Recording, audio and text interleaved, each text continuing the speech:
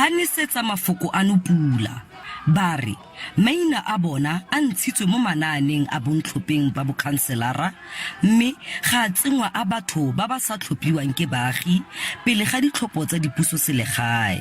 Moraga matsatsi a shupileng re tla bone re ya ka mokoloko re tshutse province yotlhe re tsena mo gare ga kgotla re kopa kgotla gore a ke re thuse le ba bueledi ba rona re dumelana mmogo gore re kopa gore seno se e nne gore batho ba ye go kgorometswa ga le bone ba ipharile ka bodipa. Fela dikomiti tsa ANC mo profenseng ga di dumalane mabapi le ntlha e.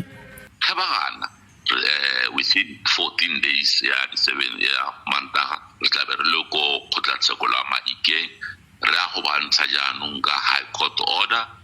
Re ikuela go maloko a ANC gore ba ikgatolose makwalo a sa tlotleng tsamaiso ya mokgatlho.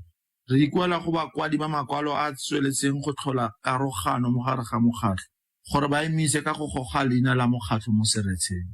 Moitsanape wa dipolotiki Professor Andre Duvenage a re se supa kgaogano e tswelelang go gola mo ANC. At the moment, to ask 150 councillors to resign is definitely going to create a revolt. And if you're not doing it, it's also going to give a lot of challenges. Khabagare maloko a ngongoregang a ANC a tshoseditse go tseela morero o kwa kgotlatshekelo fa e le gore ba le Lekgolo Masome Le Botlhano ba go tilweng ba leboge tiro ga ba diri jalo.